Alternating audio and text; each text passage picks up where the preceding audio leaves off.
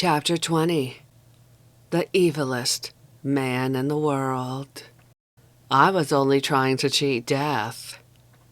I was only trying to surmount for a little while the darkness that all my life I surely knew was going to come rolling in on me someday and obliterate me. I was only trying to stay alive a little brief while longer after I was already gone. To stay in the light, to be with the living a little while past my time. Cornell Woolrich, frontispiece for Nightwebs. When I look in the mirror, I see this hunted look that was in Traven's eyes or Woolrich's or Gresham's. A look that is predatory and hunted at once. You can analyze such characteristics better in others than in yourself. If LaVey can see things better in others' faces than he can in his own, the reverse is also true. Anton Xander LaVey is not the one to ask about his own talents. The advantages of Satanism, yes. The merits of his diabolical forebears, certainly. What distinct qualities make Anton LaVey tick? I try not to think about it.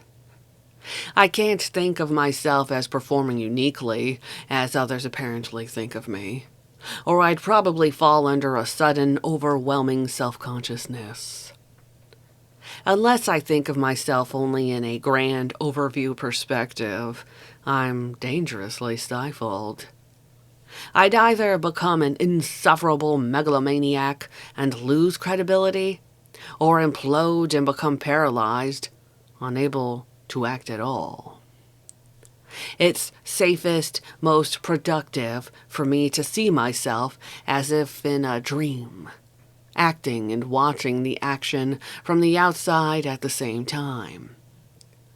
When I think of things like being in the big cage when I was so young, it seems unreal. I know I did these things, but it's almost as if it was another person.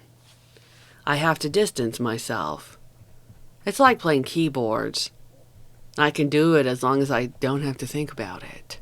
LaVey depends, consequently, on other people to provide perspective or recognition he won't, can't, isn't able to experience by himself.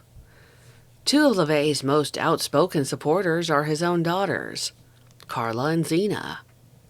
Carla, a svelte, raven-haired stunner, has been lecturing professionally on Satanism since the early 1970s.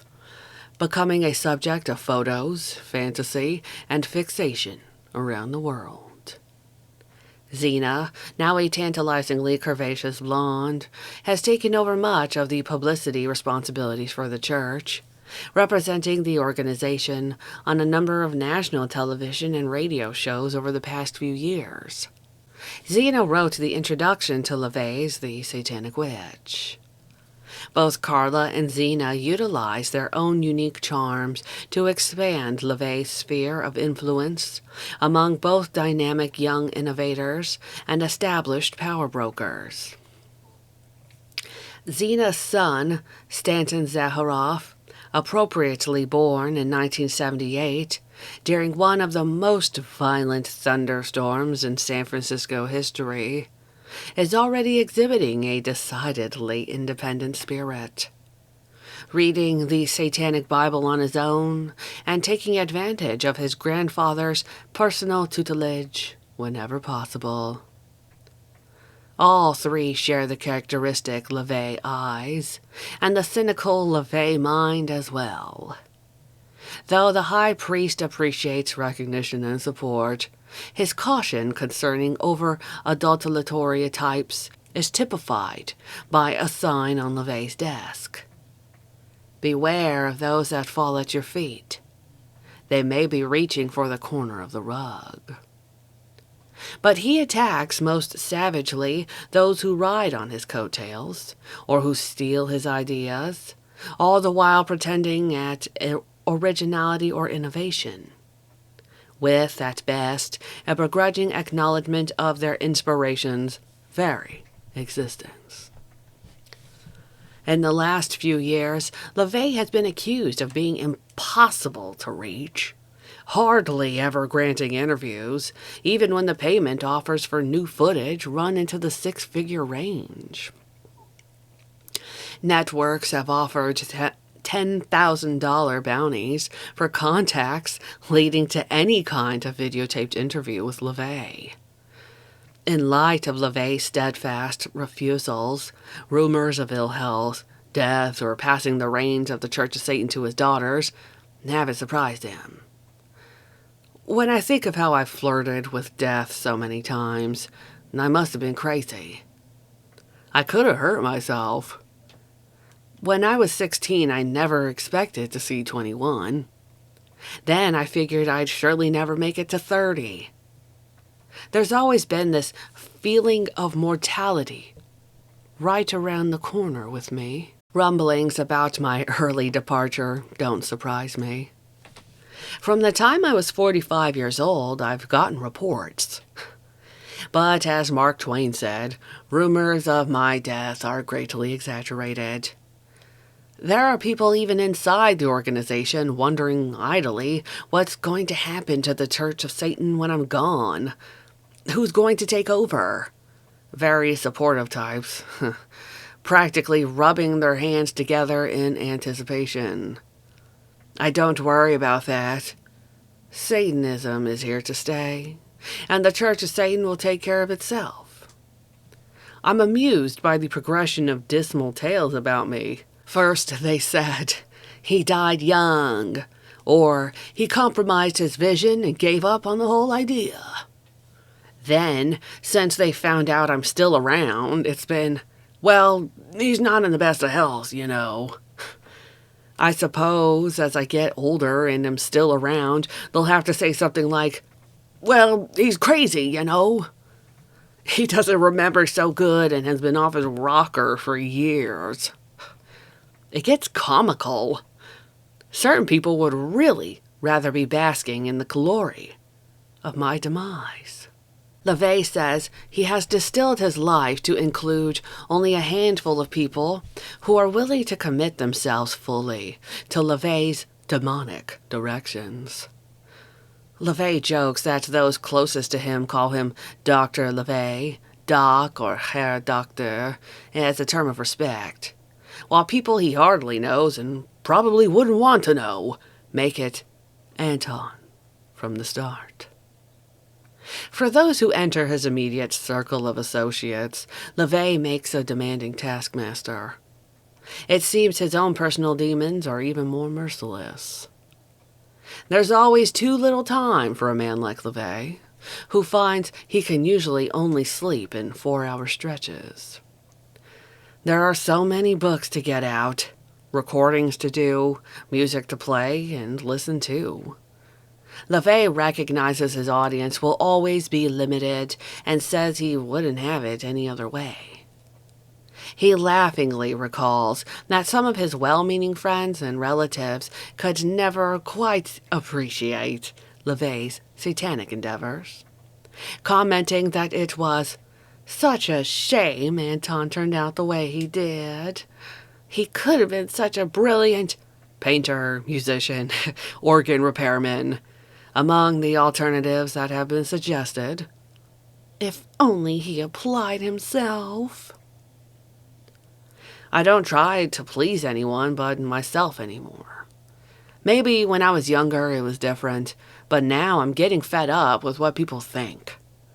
I've been accused of contriving my appearance for dramatic effect, wearing my beard and shaving my head. I shaved off my beard once just to see what it looked like. I upset more people without the beard. Less approachable. The consensus seemed to be that I looked more diabolical with the beard, but more intrinsically evil without it. You can't win.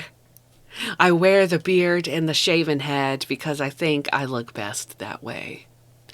People expect certain things of you and will rip you to shreds if you don't give them what they expect. What we expect of LaVey, what we project on him, is fed by a blend of LaVey's native attributes and his own early identification with the ultimate outcast rebel, Satan. It isn't so far-fetched that LaVey would match our vision of that legendary figure. If we apply the principle of Socratic ideals, the stronger the thought wave, or the more waves there are directed at a consistent image of an ideal, the stronger the archetype becomes. The archetype of Satan has been created and developed in one name or another since the beginning of time. Anton taps into so much of what that archetype encompasses that he has grown into the role, the ideal, the metaphor of Satan. Could LaVey be so attuned that he taps into the metaphysical powers assigned to that archetype as well? Certain powers may be at LaVey's disposal, but to satisfy the natural balance, something is also demanded in return. The sorrows of Satan. As LaVey predicted in his satanic rituals, 1984 was a significant year for him, both personally and organizationally. Despite increased avenues to express his views with its resultant reactionary feedback, LaVey experienced terrible emotional upheaval. If contentment leads to soft wits, and pain and increased cynicism is what it takes to sharpen verbal and mental skills, mine have certainly been sharpened over the past few years. It seems LaVey, irrevocably true to his satanic archetype, is destined to remain eternally alone, unable to share his memories or past with any woman. Marilyn and Jane are gone. LaVey's first wife, Carol, died in 1975. In 1984, after 24 eventful years together, Diane decided she no longer wanted to be part of LaVey's world. Amid accusations of physical violence against her and attempts to force the sale and division of all LaVey's property, Diane has gone on to fill a range of office administrative positions, changing her name and attempting to divorce herself completely from her past with LaVey. LaVey has been haunted by a recurring nightmare of searching and searching in a crowded, immense movie palace, or a frenetic Mardi Gras for the woman he's with, and not being able to find her. His dream conveys an almost childlike fear of being alone. Yet, LaVey makes the strong distinction between wanting to be around people and wanting to be with carefully selected persons. In actuality, he has a strong need to be alone, to feel alone, set apart from the mainstream. I never minded the vision of myself as an old man, wandering alone through a large old house or castle, strolling down long dark hallways, with only my echoing footsteps as company. I guess maybe it's been a secret dream of mine from the time I was a boy. LaVey's world is self-indulgent, hedonistic, elitist, yet also brutal, opinionated, extreme. He needs no other humans to populate it, so any who come into his immediate circle enter understanding LaVey's emotional/psychological inaccessibility and distance. LaVey has little faith in the value of hyacinths, seldom tolerating any wool gathering among his ranks. It has been said LaVey has a tendency to universalize his own experiences, his own beliefs, his own fetishes, and project them onto the world around him. But he expects these attitudes to be catered to among his intimates. While he is generally extremely supportive of those around him, he could become pathologically critical over what others might see as inconsequential. Before one knows it, LaVey becomes almost brutally puritanical in his purism. He gives strict, detailed directives and expects his orders to be followed to the letter, even at the expense of the person's own physical, psychological, or financial health. Though LaVey places backbreaking and ego-breaking demands on his students and volunteers, demanding more and more output with each task completed, he recognizes that if I don't do it, someone, probably far less qualified, will. But, as LaVey is quick to add, no one put a gun to anyone's head. If LaVey's people stay with him, and he maintains many relationships stretching back several decades, it's because of the loyalty and allegiance he evokes in them. LaVey recognizes that perhaps his true strength, that people seek from him to add to their own lives, is exactly that. His strength, mastery, and discipline. I've never been sorry because I was too mean to someone, only for being too nice. As he grows older, LaVey allows himself the luxury of being harsher and more demanding of people, and more selective. Every day I think less and less of what others are going to think. I don't care what people say about me. What are they going to say? That I'm mad? That I'm wrong about the way the world really is? That I'm an evil, murderous mastermind? That I'm too extreme? That I'm a greasy, slimy Jew gypsy roustabout who looks at the world through a carny's eyes? They can think what they like. At least I'm not pretentious and I'm not stupid. And when someone comes along who can play the kind of music I play in the style I play it, they can come see me after supper and we'll talk about it. As for all those other things, I've made it a policy never to deny anything. I'm people's worst nightmares, and more. I don't want to give anyone the satisfaction that they have me all figured out, that they know everything about me and have all the answers. If people only knew. I've always loved that ubiquitous Johnson Smith Company ad copy. Imagine the expression on their faces. That's a kind of leitmotif that has tempted me into most of the heinous, evil, or disreputable things I've ever done. Just imagine people's reaction if they ever found out. But they won't. It began a mystery. I want it to end that way. No one ever gets to know Anton LaVey. If you're lucky, you glimpse enough to know that you don't know much about him.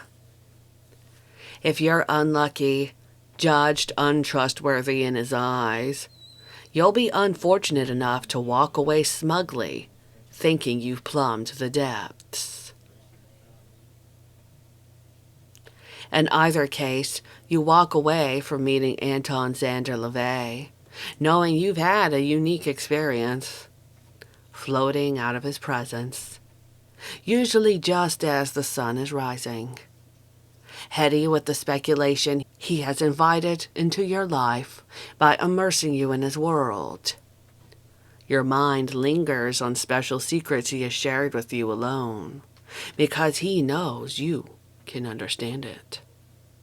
But when all is said and done, one only knows about LaVey what he chooses to reveal. He is the last mystery man, and the tradition of Howard Hughes, B. Traven, Basil Zaharoff.